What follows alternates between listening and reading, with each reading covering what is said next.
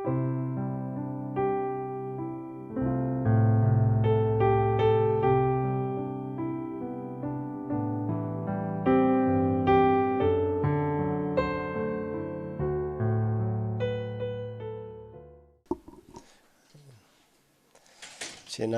한 해, 올 한 해 이제 여러분 어떻게 다들 지내셨습니까? 참 한 해 살아오시느라고 참 수고들 많이 하셨습니다. 그 치열한 학업의 현장, 또 직장의 현장, 비즈니스 현장, 그 삶의 환경 가운데서 참 힘들게 어쩌면 버티면서 살아온 것 잘 알고 있습니다. 그런 가운데도 또 한 해 잘 또 보내게 하신 것 참 감사드리고, 제가 지난 수련회 때 보니까 제 자녀들을 키우는 부모들 참 대단하다고 생각이 많이 들었고, 또 정말 수고 많았다는 말씀 드리고 싶습니다. 여러분 잘 아시는 소통 전문 강사인 김창옥 씨가 이런 얘기를 하더라고요. 사람들의 생애를 보면 그 열정기가 있고 권태기가 있고 성숙기가 있다. 어떤 것을 열정적으로 할 때가 있고, 또 그 열정이 좀 식어서 좀 권태를 느끼는 그런 시기가 있고, 또 그것이 지나면 성숙의 단계에 이제 이르게 된다라는 거죠. 그 사람들은 두 가지 착각을 한다는 겁니다. 자기의 열정이 전혀 식지 않을 것이라는 착각을 첫 번째 하고, 권태기가 찾아왔을 때 이 권태로운 시간, 뭘 해도 재미가 없는 그런 시간, 열정이 떨어진 그 느낌이 계속 갈 것 같다는 착각을 한다는 겁니다. 그런데 사실은 그 과정을 다 물이 흐르듯이 흘러가야만 우리 삶이 이렇게 성숙의 단계로 이렇게 나아간다는 것이죠. 자연의 이치가 그렇지 않습니까? 뜨거운 한여름의 햇빛을 잘 쬐고 그야말로 그 기간이 지나야지 벼가 노랗게 무르익어서 황금 들판을 이루는 것과 마찬가지죠. 여러분은 그런 인생의 단계를 계속 반복하면서 지나오고 있을 것 같습니다. 지금은 여러분이 어떤 단계에 있는지 한번 생각을 해보시기 바랍니다. 어떤 지점을 지나고 있는지 한번 생각해 보시기 바랍니다. 우리 지난 수련회 때 우리 여기 대희 형제하고 문 집사님, 저 은철이 숯불 그 담당, 고기 담당이었지 않습니까? 외부팀, 내부팀 두 사람. 근데 되게 웃기다고 말은 좀 그렇지만 재밌는 현상은, 제가 담당했던 그 불은 불꽃이 되게 셌습니다. 그래서 고기가 빨리 타버리고 숯불처럼 고기가 빨리 이제 타버리는 그런 현상이 있었고, 이 두 사람은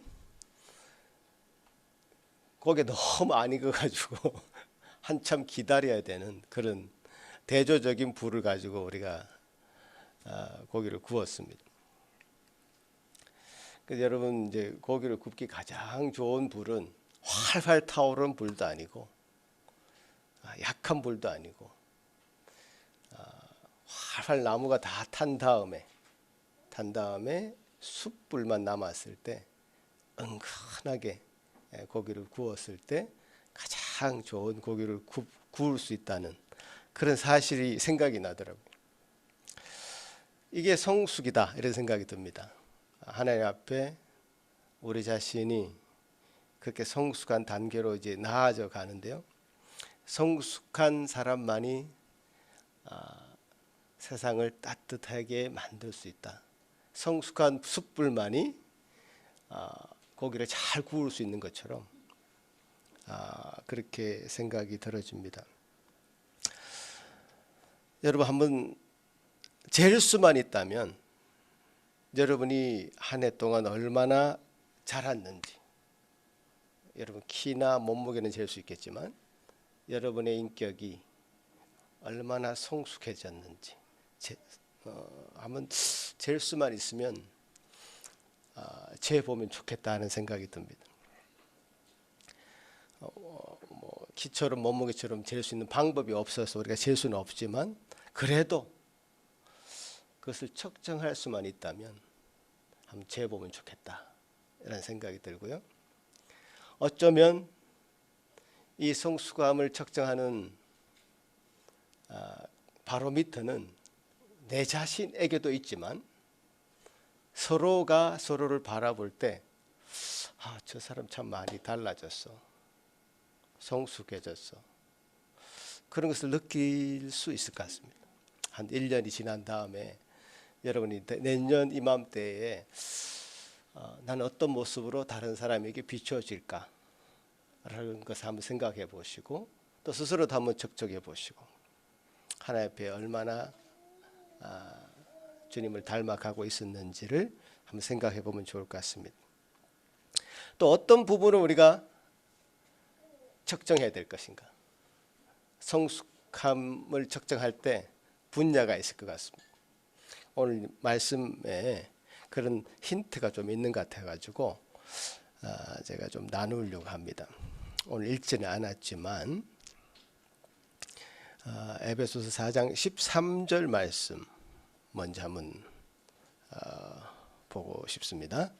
에베소서 4장 13절 말씀 같이 한번 읽어볼까요? 시작. 우리가 다 하나님의 아들을 믿는 것과 아는 일에 하나가 되어 온전한 사람을 이루어 그리스도의 장성한 분량이 충만한 데까지 이르리니. 자, 오늘 이 본문의 말씀을 보면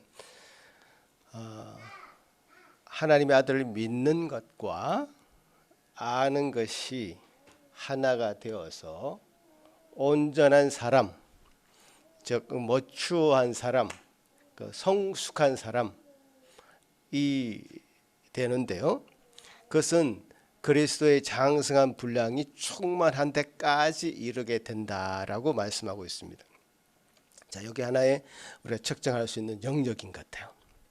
한 해 동안 여러분 이 믿는 것 그리고 아는 것의 영역에서 얼마나 자랐습니까? 한번 생각해 보십시다. 한 해 동안 우리 믿음은 얼마나 자랐습니까? 믿음은 바라는 것들의 실상이고 보지 못하는 것들의 증거다라고 히브리서 말씀을 하고 있는데, 믿음은 믿는 어떤 대상에 관한 우리의 어떤 신념이라고 말할 수 있죠. 나의 신념이 아니라 믿음은 믿는 대상이 중요하죠. 그래서 여기 보이는 것들의 실상이라고 하고 보지 못하는 것들의 실상이라고 그러고 바라는 것들의 실상이라고 말하고 보이지 않는 것들의 증거라고 말하고 있죠. 예수님이 도마에게 본고로 믿느냐 보지 못하고 믿는 자가 더 복되다라고 말씀하셨을 때 그 믿음은 뭔가 보이지 않는 대상에 대한 신념인데 그것이 참 우리가 갑자기 우리가 믿음을 갖고 싶다, 나는 믿습니다, 어떤 상황에도 불구하고 나는 믿습니다라고 하는 나의 신념의 방점이 찍힌 게 아니라 동사의 방점이 찍힌 게 아니라 믿음이라고 하는 명사, 믿음의 대상의 방점이 지키고 있다는 것을 우리가 생각해 봐야 됩니다. 보이지 않는 것을 믿는 것은 그야말로 우리의 힘과 의지로 되어지는 게 아니죠. 나의 노력으로 되어지는 게 아니죠. 믿는 것은 어쩌면 믿어지는 것이죠. 그래서 그런 믿음을 가지고 살아왔던 그런 우리 믿음의 선조들이 히브리서 11장에 기록이 되어 있습니다. 믿음이 있음으로 말미암아 우리가 이 세상이 하나님의 말씀으로 지어진 것을 알게 된 것이고요. 또 믿음으로 아벨은 가인보다 더 나은 믿음의 제사를 드릴 수 있었다. 예배를 드리는데 믿음의 예배를 드릴 수 있었다. 믿음 없이는 그것이 불가능한 것이죠. 우리가 지금 무엇을 예배하고 있습니까? 어떤 대상을 향해서 예배하고 있는데 믿음 없이는 불가능한 것이죠. 믿음으로 에녹은 죽음을 보지 않고 옮겨졌습니다.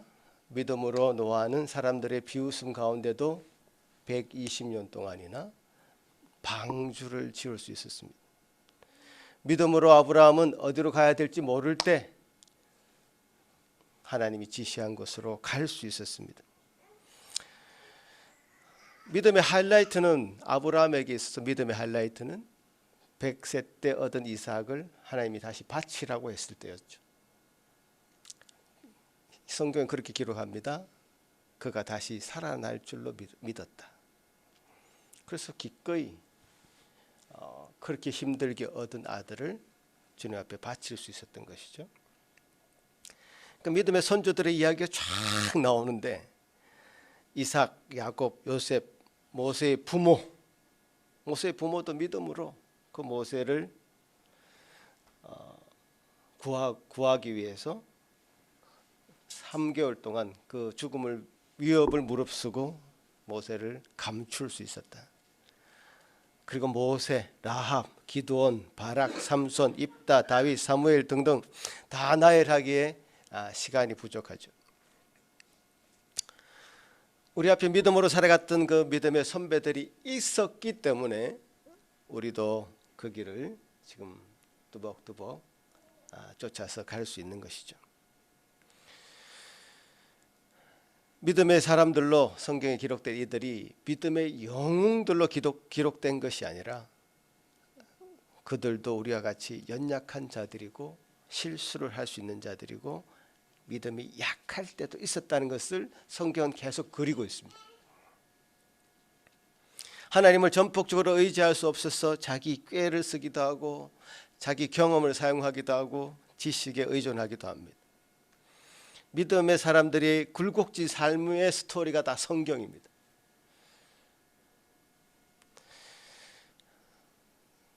그래서 우리는 이 성경을 읽으면서 위로를 얻을 수 있죠. 저들도 저렇게 굴곡진 삶을 살았구나. 업 앤 다운이 있었구나. 그러면서 믿음이 자라갔구나 라는 것을 발견하게 되는 것이죠. 결국 히브리서 12장 2절은 믿음의 목적을 분명하게 제시합니다. 믿음의 주요 온전하게 하시는 이인 예수를 바라보자. 믿음의 주요 온전하게 하시는 이인 예수를 바라보자. 우리를 온전하게 하는 것, 성숙시키는 것, 그분은 예수 그리스도이시고 그분을 바라볼 때 우리는 그 목적을 향해서 달려갈 수 있습니다. 어떤 아브라함, 이삭, 야곱을 바라보는 것이 아닙니다. 그 아브라함, 이삭, 야곱, 요셉 기록된 모든 믿음의 선배들이 실패한 그 길을 우리가 다시 가는 것이 아니라 예수 그리스도를 바라볼 때 우리도 똑같이 아브라함처럼 모세처럼 연약하고 굴곡진 삶을 살 수밖에 없지만 그 예수 그리스도를 바라볼 때 우리의 믿음도 그렇게 성장해가고 성숙해질 수 있다는 것을 배우게 되는 것이죠.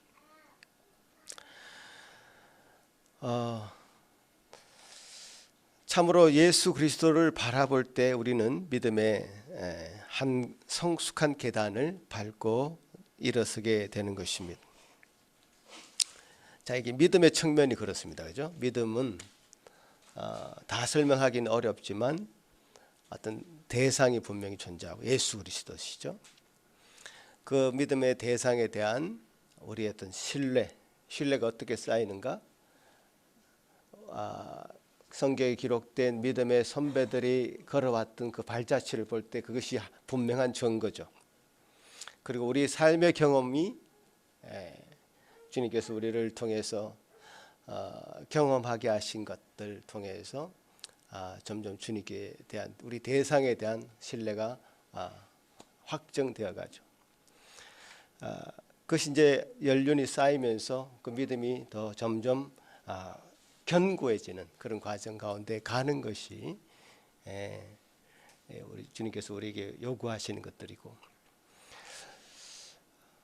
그렇게 내 경험과 내가 경험한 그 모든 것이 믿음의 근거가 될 때는 우리는 너무 그 믿음의 어떤 상승 곡선을 그리기보다는 내 생각과 내 경험이 믿음의 대상이 되어버렸을 때는 그것이 어느 날 갑자기 상승 곡선을 그리다가도 저 정말 절벽, 끝도 알 수 없는 그 절벽으로 떨어져 버릴 수밖에 없는, 실족할 수밖에 없는 그런 연약한 인간이 우리 자신이라는 것을 기억하고요. 믿음의 대상을 분명히 했을 때 우리가 결국 가야 될 방향은 예수 그리스도라는 것을 기억할 때 우리는 결코 실패하지 않는 믿음의 상승 곡선을 걸어갈 수 있을 것이다. 그렇게 생각하고, 우리 자신의 지금의 상황이 끝이 아니라는 사실을 기억하면 좋을 것 같습니다. 그리고 이제 성숙한 사람이 되는 것은 오늘 본문의 말씀을 보니까 에베소서 4장 13절 말씀을 보니까 하나님의 아들을 믿는 것과 아는 일이 하나가 되어야만 한다. 그 믿는 것과 아는 것이 하나가 된다는 것이 무엇일까요?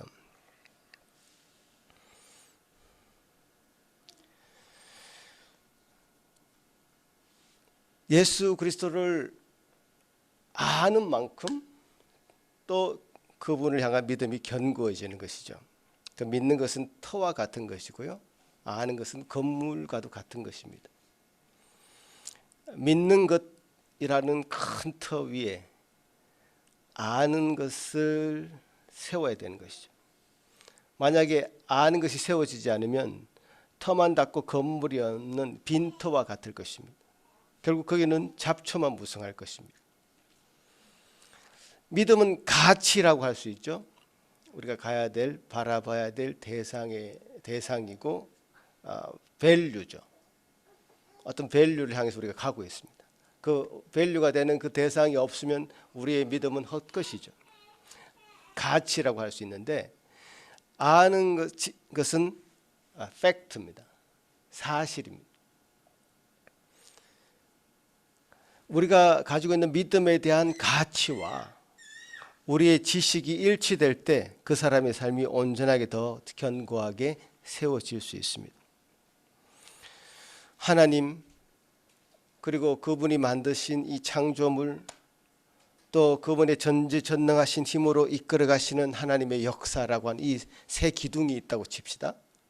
하나님이 만드신 이 창조물들, 그리고 하나님께서 역사하셔서 하나님께서 친히 이끌어 가시는 그런 섭리하심이라고 하는 세 기둥이 있다고 쳤을 때, 이 견고한 기둥은 그냥 자연스럽게 받아들여지는 그런 어떤 진리였습니다.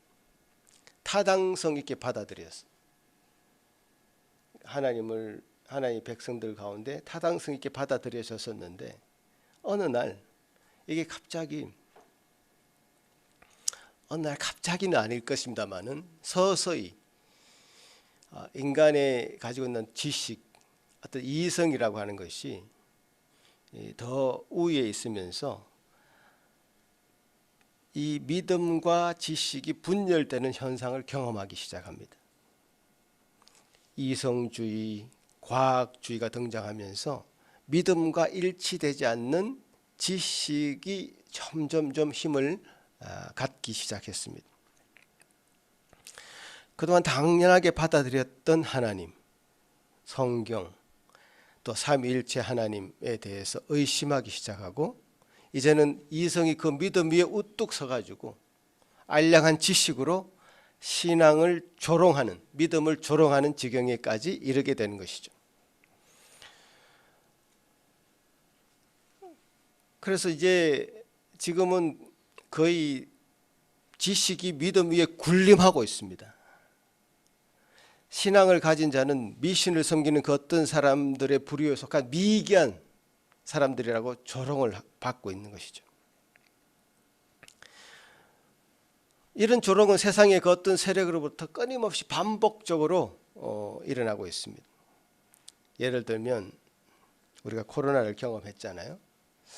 그 세상 사람들이 주목했던 것이 어떤 것이냐 하면 코로나가 시작됐을 때 신천지라고 하는 이단이 그 방역법을 무시하고 집단적으로 모여 있었던 일이 있었죠. 사람들이 많이 그것에 대해서 공격하고 주목했습니다. 그러면서 어떤 한 흰 양복을 입은 그 노인 한 사람을 주목하는데 어눌하게 말을 하고, 그런데 그 사람은 스스로 자기를 메시아라고 그러고, 도저히 이런 이성적으로 합당하지 않은 그런 사람이 매스컴을 타면서 그것이 기독교와 한 묶음이 되면서 같이 조롱을 받았던 기억이 있습니다. 여러분 원래를 한번 되짚어 보시면 원래 하이라이트가 되는, 원래를 장식한 뉴스를 여러분 꼽으라면 어떤 뉴스를 꼽겠습니까? 기독교적으로 보면 나는 신이다라고 방송했던 그것일 것입니다. 정명석이라고 하는 교주가 성폭행한 수많은 사람들이 정인으로 나서면서 이 종교는 또 한 번 세상 사람들의 가십거리가 되고 조롱거리가 되어 버렸습니다. 초대교회 시대에는요, 로마가 신앙인들을 무력으로 박해하고 죽였다면 오늘날은 공공연한 신체적인 가학행위로 박해하는 것이 아니라 조롱이 박해이고 피팍입니다. 목숨을 빼앗는 것으로는 우리의 신앙을 파괴할 수 없다는 것을 저들이 알은 것이죠. 순교의 피를 흘리게 되면 그 피는 또 피를 부르면서 더 굳건한 신앙 공동체가 되어갑니다. 이것이 이제 순교의 역사를 경험한 우리 기독교의 역사의 교훈이죠. 그러나 오늘날 박해는요, 신앙인들이 이단에 빠진 광신자처럼 취급받으면서 뭔가 부족한 사람, 이런 취급을 당한다는 사실이죠. 이성적으로 타당하지 않은 사람, 아주 교묘한 사탄의 유혹입니다. 점점 믿음에서 그러면서 멀어져 가는 사람들이 많아지고 있는 것이 사실입니다. 그래서 바른 믿음과 바른 지식의 기반 위에서 하나님을 발견하지 않으면 우리는 이만희나 정명석 같은 이에게 우리 영혼을 빼앗길 수밖에 없는 것이죠. 그 이단들에서는 그들이 말하는 진리에 들어가면 들어갈수록 우리는 온전해지기는커녕 정말 한 날개를 잃어버린 새처럼 기우뚱거리면서 세상을 살아갈 수밖에 없다는 사실입니다. 우리의 믿음과 지식이 향하는 바는 바로 그리스도죠. 그리스도의 장성한 분량이 충만한 데까지 나아가야 되는 것이 우리의 도착지고 목적지인데, 그들은 다른 믿음의 대상을 가리키고 그 믿음의 대상에 대한 우리의 확신, 신뢰, 신념만을 강조하고 있었던 것이죠. 올바른 알을 제공해 주지 않았습니다. 성경을 바로 읽도록 가르치지 않고 다른 것에 마음을 빼앗았습니다. 믿음이라는 것과 아는 것이라고 하는 두 날개를 제대로 가져야지 그리스도께로 온전히 향할 수 있습니다. 믿음이라는 것과 아는 것, 이란 두 날개를 잘 가져야지 그리스도께로 온전히 향할 수 있습니다. 하나님 우리에게 허락하신 믿음이 없이는 우리는 성경을 한 발짝도 들어갈 수 없습니다. 세상이 말씀으로, 하나님 말씀으로 창조되었다는 것을 어떻게 믿지 않고 받아들이겠습니까? 온갖 기적들이 성경에 기록되어 있는데 믿음이 없이 어떻게 그것을 받아들일 수 있습니까? 믿음이 아니고서는 하나님을 기쁘시게 할 수 없다고 하였습니다. 그리고 이성의 영역,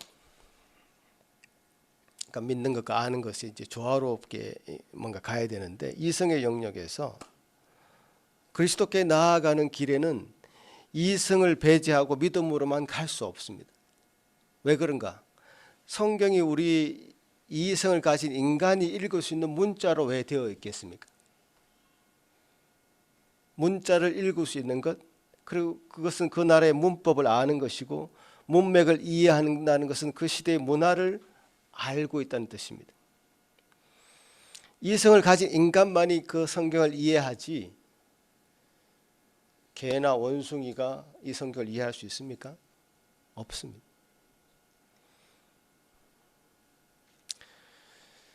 내가 얼마나 성경을 이해하느냐, 그래서 그 성경을 이해하느냐에 따라서 그 믿음이 지탱될 수 있다는 사실이죠. 이 두 가지가 굉장히 조화롭게 이루어가야 되는데요. 믿는 것과 아는 것. 오늘 본문의 말씀처럼 믿음은 지식에 앞서 있습니다. 그러니까 믿는 것이 있고 그 다음에 아는 것이라는 게 순서가 중요합니다. 그러니까 믿음의 넓은 터 위에 그리스도를 아는 지식의 탑을 쌓아 올라가야 되는 것이죠.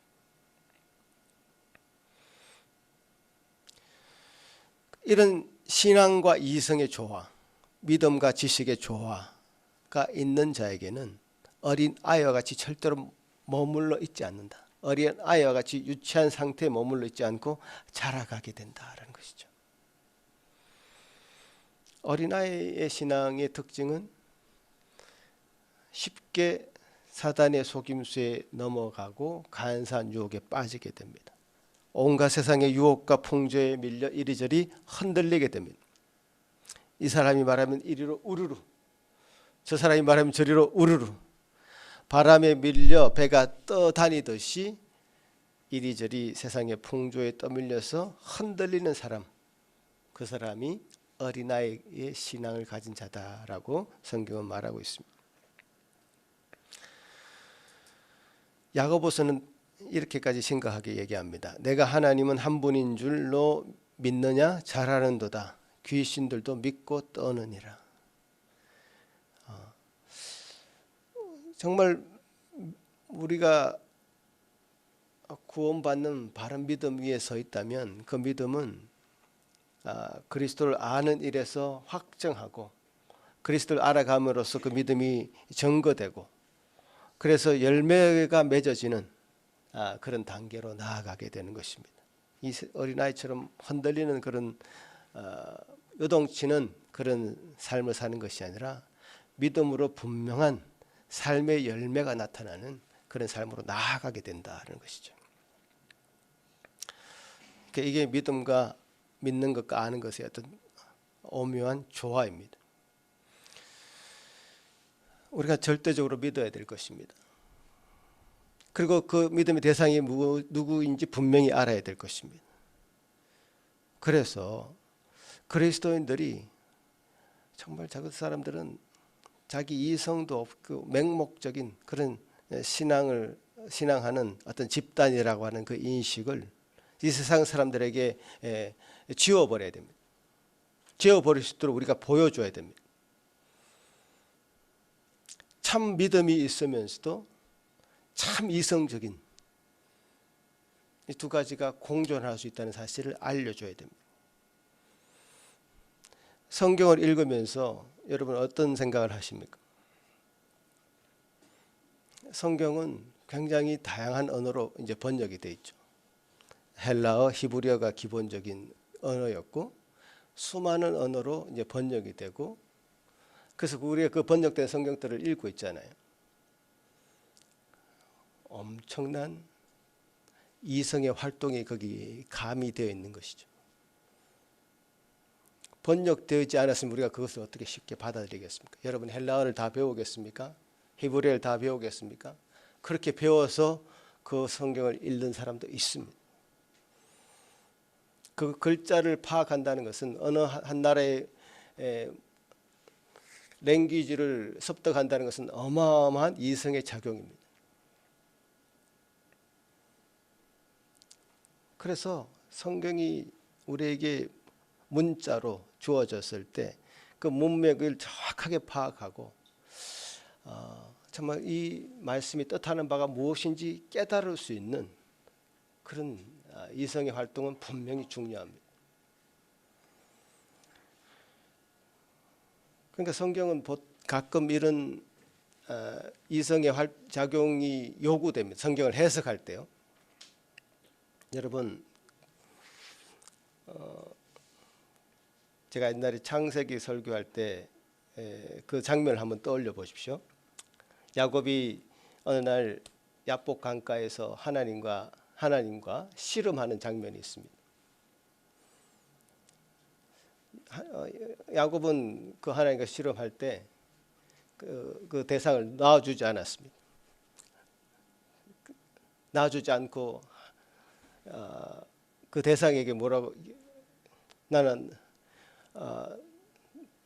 그 대상에게 뭐라고 얘기했냐면 당신의 이름이 뭐냐? 이름이 뭐냐고 물어봤습니다. 근데 그 하나님으로 보여지는 그분의 이름을 자기에게 알려주지 않았습니다. 왜 내 이름을 묻느냐? 왜 내 이름을 묻느냐? 의문형으로 대답을 했습니다. 자, 이럴 때 우리가 이 본문을 놓고 해석을 할 때 의문형으로 야곱에게 대답을 했기 때문에 무엇을 묻는 것입니까? 무엇을 알고 싶어서 왜 내 이름을 묻느냐 이렇게 얘기했겠습니까? 내 이름을 묻지 마라. 알려주지 않겠다. 라는 말을 의문형으로 제시를 한 것이죠. 그러니까 우리가 해석에 있어서 이런 문법적인 반어법도 있을 것이고 여러 가지 문법적인 선 이해가 없다면 이것을 해석하기 불가능하죠. 어떤 부장이 이제 직원들이 있는 데서 저 창문을 보고 창문이 조금 열려 있어. 창문이 열렸으니까 찬바람이 들어온단 말이에요. 찬바람이 들어오는 것을 보고 춥다 이런 얘기를 거기 있는 직원들 앞에서 이제 했을 때 한국적인 상황입니다. 춥다라고 하는 어떤 평서문도 할 수 있고 날씨가 춥네라고 하는 어떤 감탄문을 할 수도 있고 그런 문장을 쓸 수 있는데 그 문장의 의미는 무엇입니까? 저기 가서 문 좀 닫아라라고 하는 의미죠. 그러니까 우리가 이 성경에 기록되어 있는 상황들을 우리 문자로 되어 있는 이 기록들을 우리가 이해하는 데 있어서는 우리가 가진 선 경험과 지식이 토탈적으로 작용해서 이 성경을 받아들이게 되는 겁니다. 그러니까 이성의 작용이 분명히 중요하죠. 여러분 똑똑해지셔야 됩니다. 성경을 정신 차리고 읽어야 됩니다. 제가 예전에 여러분한테 메시지 성경을 한번 인용해서 얘기한 적이 있는데 메시지 성경은 사실 성경을 원문에서 정확하게 번역한 성경이 아니라 그분이 가지고 있는 경험과 지식을 향해 가지고 어떤 면에서 해석한 겁니다, 사실. 그러니까 메시지 성경은 성경으로 이렇게 처음부터 읽어가는 성경이 아니라 참고용으로 만든 성경이죠. 그래서 읽기가 좋죠. 우리가 이해하기 쉬운 어떤 설교체로 되어 있습니다, 사실. 그래서 저도 가끔 이제 읽는데요. 그런 것을 염두에 둬야 됩니다. 이분이 무슨 의도를 가지고 이 성경을 이렇게 번역했을까? 그 첨삭이 많습니다. 빠진 부분도 많고 좀 덧붙인 부분도 많고 그렇습니다. 메시지 성경은. 이제 그런 아주 복잡한 어떤 지식이 동원돼야지 이 성경이라는 것을 들여다볼 수 있고 해석해낼 수 있는 거죠. 여러분 우리 해석 공동체잖아요. 그래서 그런 것을 그런 마음을 가지고 이성적인 작용을 정말 해야 됩니다. 배워야 됩니다. 문법도 배워야 되고 문맥도 배워야 됩니다. 그리고 성경의 기록은 뭐 고대 기록이잖아요. 2000년, 적어도 2000년이고 4000년 전. 너무나 공백이 큽니다. 그래서 어떤 얘기를 할 때 어떤 사람이 성경 통독하는데 이런 질문을 했다 하더라고요. 창세기 읽다 보면 네피림이 나옵니다. 네피림. 창세기 6장 정도에 나올 겁니다 아마. 성경 통독을 하는데 자꾸 의문이 생기니까 목사님한테 물어봤다는 거예요. 이 네피림이 도대체 뭡니까? 그 통독하는 분은 이제 이런 질문이 들어오니까 이제 빨리 통독을 해야 되는데 그건 중요한 게 아닙니다. 성경은 성경으로 풀어지게 되는데 네피림이라고 대한 얘기는 성경에 그렇게 많이 기록되어 있지 않기 때문에 그냥 이렇게 넘어가십시오. 이렇게 했다는 거죠.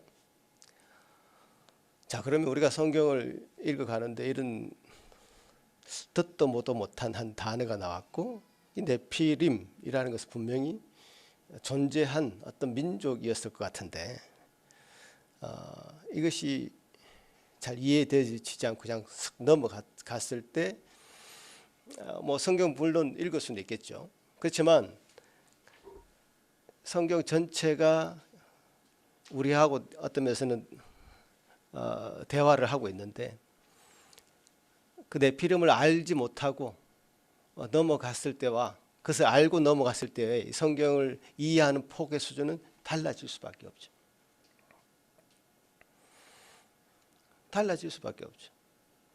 그 성경 배경 지식이 참 필요한 겁니다. 성경 배경 지식을 알려면 히스토리를 알아야 돼요.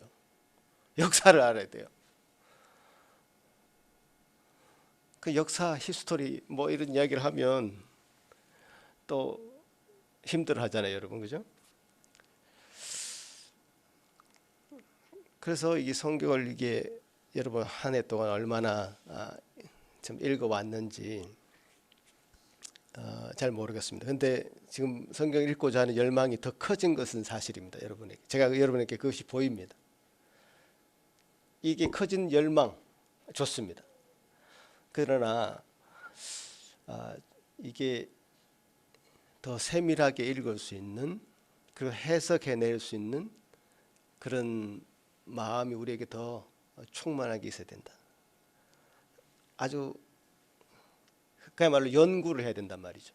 성경 배경 지식도 연구를 해야 되고 단어도 연구해야 되고 그래야만 하나님께서 우리에게 제시해 주신 이 성경이 온전히 우리에게 다가오죠. 더 풍성해지죠. 그냥 넘어가지 마시란 말이죠. 우리가 믿는 대상이 분명한 것은 우리가 공감합니다. 그러나 그 믿는 대상을 알아가는 작업에 있어서 우리가 얼마나 잘했는지 한번 체크 한번 해보시기 바랍니다.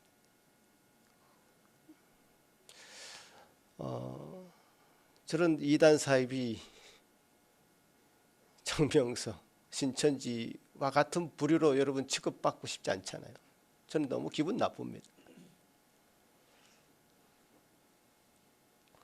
그런 보도가 있을 때마다 너무 기분이 나쁩니다. 우리 조롱받고 있다는 생각 때문에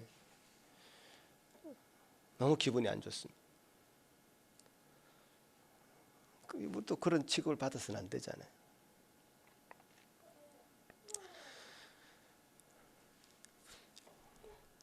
예, 두 번째로 넘어가겠습니다. 예, 두 번째로 넘어가는데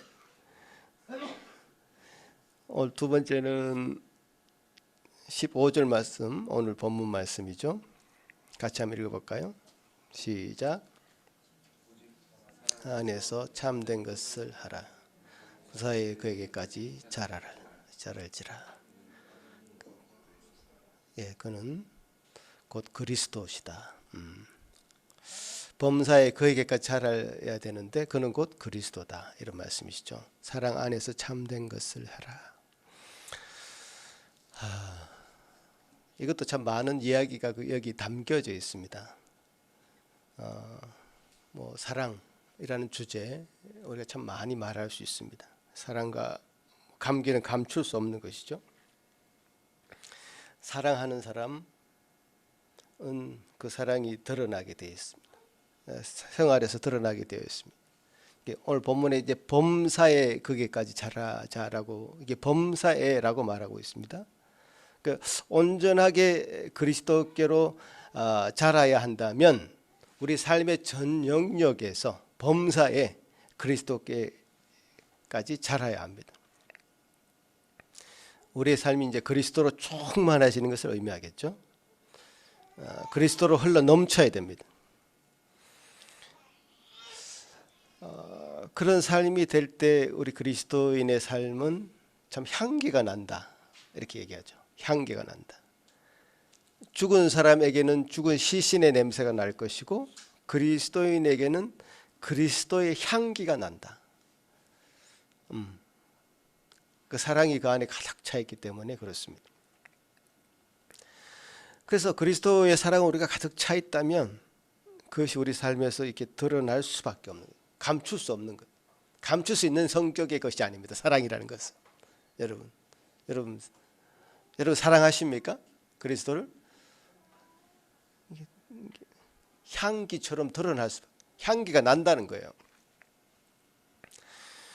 자, 그런데요, 사랑에 이제 많은 오해가 있습니다. 저는 아들을 편애하는 것을 사랑이라고 착각한 우리 어머니가 생각납니다. 또 사랑의 매를 때리신 그 대신 그러면서 자신의 감정을 폭발시켰던 우리 선생님들이 생각납니다. 그러니까 애인에 대한 삐뚤어진 사랑 때문에 범죄를 저질렀던 수많은 연인들이 떠올려집니다.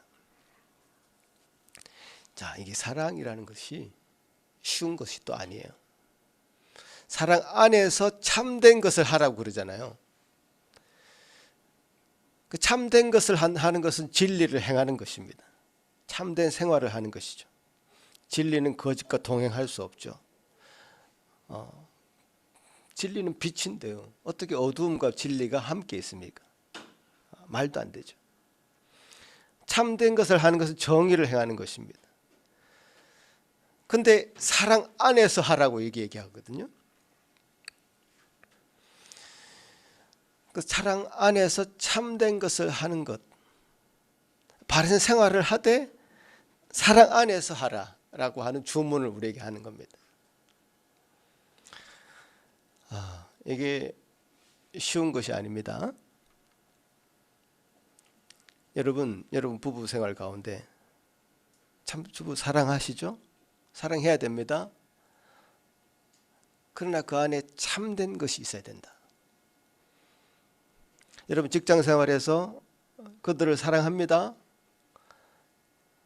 그러나 바른 삶이 그것이 그 안에서 있어야 된다는 것이죠. 사랑 없는 진리가 아니고 진리가 없는 사랑이 아니라 사랑과 진리가 오묘하게 조화를 이루고 있는 삶인 것이죠. 우리 신앙은 사실 그 사랑에서 출발합니다. 그러나 이 사랑을 잘 정의해야 됩니다. 그리스도의 사랑, 그 희생적인 사랑, 원수까지도 사랑하신 그 사랑, 아낌없이 다 내어주신 그 사랑, 그 사랑인데 하나님은 원래 우리를 사랑할 수 없었습니다. 그냥은 사랑할 수 없었습니다. 당신의 독생자를 우리에게 내어주시면서까지 그 진리를, 정의를 이루시고 난 다음에 우리를 사랑하셨던 것이죠. 참 요 두 가지를 여러분 얼마나 조화롭게 여러분 삶 가운데 적용하느냐에 따라서 여러분의 삶의 수준이 달라질 것입니다. 여러분의 삶의 어떤 가치, 성숙함이 달라질 것입니다. 사랑만으로도 안 되고요, 진리만으로도 안 되는 것이죠. 이게 서로 배척하는 것은 아닌데 마치 삼위일체 하나님이 오묘하게 조화를 이루고 있듯이 조화가 이루어지는 것이죠. 주님께서 우리를 대하시는 방식이죠. 난 널 사랑해. 그러나 그냥은 안 돼. 진리 안에서 행하기를 요구하시는 것이죠. 진리만 얘기하셨다면 우리는 다 죽었습니다. 지금 이 세상에 우리는 없는 존재입니다. 다 지옥 불구덩이에 다 빠져 들어갈 수밖에 없는 존재들이죠. 그러나 그 진리가 사랑 안에서 행해졌기 때문에 우리를 이렇게 건지셨고, 우리를 사랑 안에서 우리를 건지셨고, 그 주님의 자녀로 삼아 주셨고, 주님의 백성으로 살아갈 수 있도록 하시고 교회를 이루어가게 하신 것이죠. 이것은 우리 삶 가운데 굉장히 여러분 관계 속에서 그대로 적용할 수 있는 하나님의 방식입니다.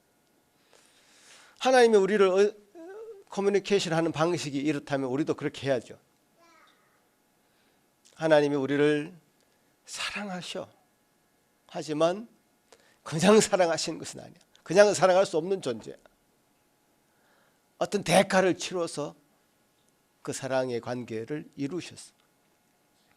하나님 우리를 대하시는 방식이란 말이에요. 그럼 우리도 마찬가지죠. 저 사람이, 그러니까 우리 남편이, 혹은 우리 아내가, 난 우리 아내를 사랑하는데 저렇게 행동하는 것을 그냥 두고 볼 수는 없어. 사랑의 진심 어린 조언을 하게 되죠. 우리 성도들이 정말 저 자매를, 형제를 정말 사랑해. 원수까지도 사랑하라고 말씀하셨는데 어떻게 사랑하지 않을 수 있을까? 사랑해. 그러나 참된 것을 하는 측면에서 정말 이 말은 하고 싶어. 그래서 그 말이 한마디 이제 나오는 것이죠. 조언이 될 수도 있고, 격려가 될 수도 있고, 권면이 될 수도 있고 하는 그 한마디가 나오는 것이죠. 그렇지 않고 그냥 그런 사랑이 없이 하는 말은 다 쓰레기죠. 절대로 여러분 입 밖으로 그런 쓰레기를 내뱉어서는 안 됩니다. 독화살입니다. 사랑이 없이 내뱉는 말들 다 쏴 죽이는 것이죠. 정말 사랑이 풍성한 그런 마음으로 참된 것을 이루기 위해서 내뱉는 그 한마디, 그 한마디야말로 부부관계를 살리는 것이고, 또 여러분 우리 교회 여러분 성도 지체 간의 관계를 살리는 말이고, 그 커뮤니케이션을 통해서 이 공동체를 유지시켜 나가실 것입니다. 하나님이 우리를 그렇게 대하셨기 때문에 우리도 그 어렵지만 이 일을 우리도 행해야 됩니다. 여러분, 요한복음 13장 34절 35절은 이렇게까지 얘기하십니다. 새 계명을 너희에게 주노니 서로 사랑하라. 내가 너희를 사랑한 것 같이 너희도 서로 사랑하라. 너희가 서로 사랑하면 이로써 모든 사람이 너희가 내 제자인 줄 알리라. 이렇게까지 얘기합니다. 사랑하는 것을 통해서 제자인 것이 증명되고 드러난다. 이것이 새 계명이라고까지 얘기하십니다. 이것은 우리에게 주시는 새 계명입니다. 서로 사랑하시되 참된 생활을 하게 만드는 힘을 주는 사랑을 하라는 말씀입니다.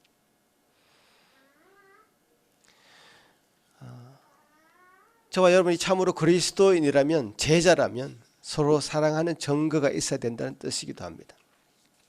자, 이런 기준들을 놓고 볼 때 여러분은 얼마나 자랐습니까? 키를 재는 것처럼 몸무게를 재는 것처럼 측정할 수는 없지만 그리스도 안에 있으면 우리는 자기도 모르게 자랐을 것입니다. 그렇게 자라게 된다고 저는 믿습니다. 여러분도 그걸 믿으시죠? 아까 처음 초두에 말씀드린 것처럼 우리 자신이 느끼는 것보다 다른 사람이 그 사람을 바라볼 때 더 잘 느끼고 측정할 수 있을 것 같습니다. 저 형제를 볼 때 정말 많이 성숙해졌어. 정말 잘한 것 같아. 저는 이번 수련회 때 그런 걸 몇 번 경험했습니다. 참 잘 자랐다. 잘 성숙해졌다. 제가 그냥 하는 말씀이 아니라 증거가 좀 있습니다. 몇 가지 증거인데요. 하나님을 사랑하는 자는 그 말씀을 사랑하게 되어 있는데요. 여러분 안에 그런 생각들이 더 많이 생긴 것 같아. 정말 잘하고 있구나 라는 생각을 첫 번째로 하게 됩니다. 서로를 사랑하는 증거들이 많이 보입니다. 제가 볼 때 서로를 위해서 기도하고 격려하는 모습을 제가 많이 목격했습니다. 그것이 사랑이 없다면 불가능한 것이고 참된 것을 해야 된다고 하는 진리를 추구하는 일이 우리 마음에 우선순위에 있지 않으면 불가능한 일이죠.